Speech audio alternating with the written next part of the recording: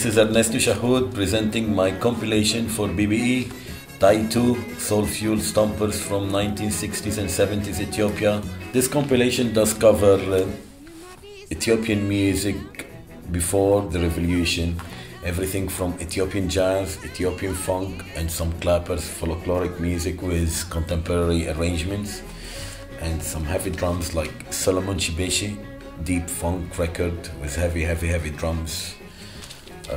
More clubbing cuts by legendary Buzunesh, Bekele, great music for clubs, contemporary, banger, some more obscure funk stuff, Birkineh, Wurga, and of course it covers one of the best Ethiopian funk records ever been made by Alemayehu Eshete, this aka Ethiopian James Brown, and this one was pressed in Lebanon, as you can see.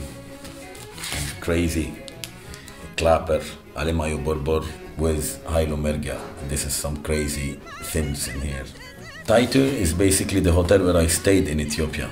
And Taitu was the first hotel ever been built in Ethiopia. When I booked hotel and looked, it has such a long history. First hotel, Ethiopia, built by Emperor Menelik for his wife, name it after his wife. It's crazy history. And I said, wow, why is it so cheap, like $5 the night in there? And then when I arrived to this hotel, dude, it was completely burned. It was like a piece of charcoal, and I can still see the smoke coming out. It still smells, no joke. And this was in a really sort of like ghetto, really ghetto. And I came back and I said, oh, it was crazy. I arrived and the hotel was burned. Nobody believed me. It's crazy, because how come, like someone, you're exaggerating as usual, how come you arrive and the hotel is completely burned? But to be actually, to prove this, it was a big story about it in The Guardian, because it's a historical hotel. So I wrote this Guardian story. Look at the date, the day I arrived. It was completely burned, dude. Seriously, dude, completely burned. And that's why I called the album Taitu, because that was the start, and the start from there, it was crazy. And that's where also it was my base to find all of these records. I stayed there a month, my friend. Taitu. First thing they tell you, don't leave anything valuable in your room. And I said, how come? They give you a locker, but you have to buy your own lock and then lock it, because yeah, of course, dude. Yes. When I arrived to Ethiopia, I had some contacts, and basically all these addresses, they were in there. They vanished. So it was not very easy to find these records, especially there were no record stores. So if you want to know more about my adventure, you should check it out, because it's all written in the liner notes. Everybody asks me why it's Ethiopian music, and basically, as you know, I grew up in Beirut, in a militant family that were very much involved in the civil war. And my family were communist militant family. My family would have all this music that they were protest music.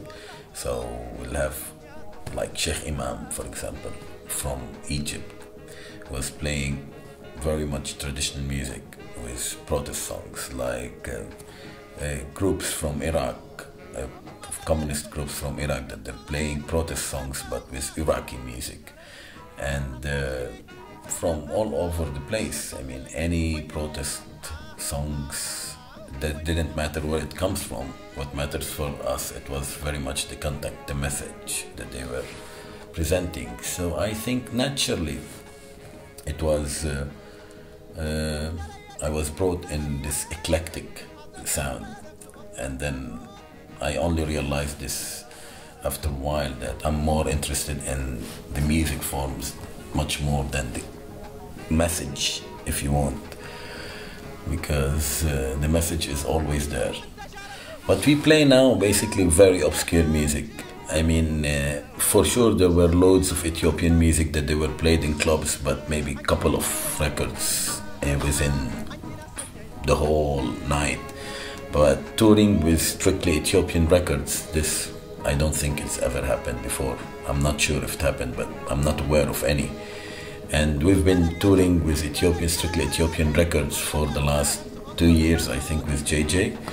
And it's been going very well because these kids, they come to the club and they were expecting us to play funk and soul, because we do basically come from funk and soul, and we play these records that they never heard, and they just, it has this great energy that they makes them go crazy in it.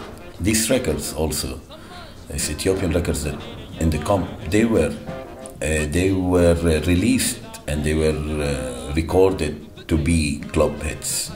So it's not like we're bringing some weird music to just promote it as clubbing music. These records were clubbing records. That's the music that was played in the 70s in Ethiopia, the heyday of Ethiopia. And so it's not weird that they still work till now.